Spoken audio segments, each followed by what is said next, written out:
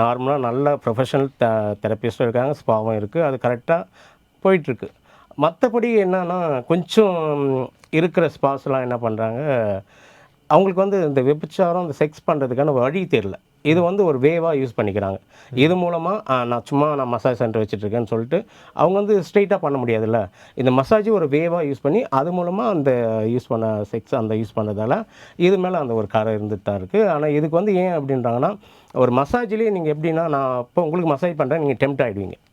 நார்மலாகவே எரெக்ஷன் அந்த மாதிரி ஆகுறப்போ, அந்த இடத்துல ஒரு அது அந்த மாதிரி விஷயங்கள் நடக்க தான் தானா செய்யும். வந்து அதுக்கான வழி ஆப்பர்ச்சுனிட்டி வந்து ஏற்பட்டுருது ஏற்பட்டுருக்கு. அது வந்து என்னன்னா, அதை இவங்க யூஸ் பண்ணிக்கிறாங்க அவ்வளோதான்.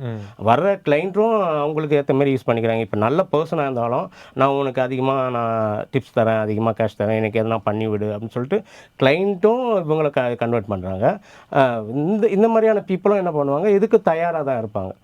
ஸோ அதை யூஸ் பண்ணிக்கிறாங்க. அந்த மசாஜ்ன்ற வார்த்தையே யூஸ் பண்ணிக்கிறாங்க. அந்த இடத்த யூஸ் பண்ணிக்கிறாங்க. தெரப்பி அப்படிங்கிற அந்த வார்த்தையை வந்து தவறாக இதுக்காக யூஸ் பண்ணிக்கிறாங்க. நீங்க இதுல கத்துக்கிட்ட நுணுக்கங்கள், இதுதான் லிமிட், இதுதான் பவுண்டரி அப்படின்னு கத்துக்கிட்ட நுணுக்கங்கள். ஸோ இது வந்து இனி வளர்ந்து வரக்கூடிய மசாஜ் ஆர்டிஸ்டாக இருக்கட்டும், இல்லை இதை பற்றி ஒரு ஐடியா இருக்கவங்களா இருக்கட்டும், அவங்களுக்கு வந்து புரியணும்னா எப்படி சொல்லுவீங்க? நீங்கள் கற்றுக்கிட்ட நிறைய விஷயங்கள் பற்றி சொல்கிறேன். இப்போ வந்து நம்ம ஸ்ட்ரோக்ஸ் கொடுப்போம்.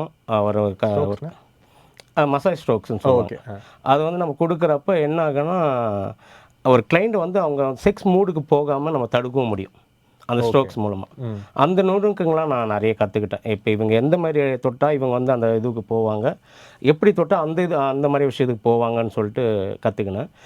அந்த மாதிரி அவங்க அந்த மாதிரி ஆகிறப்ப நான் என்ன பண்ணுவேன், இந்த மாதிரியான ஸ்ட்ரோக்ஸ்லாம் கொடுத்து அவங்கள வந்து காம் ஆக்கிடுவேன். இந்த டெக்னிக்லாம் நான் நிறைய கற்றுக்கினேன்.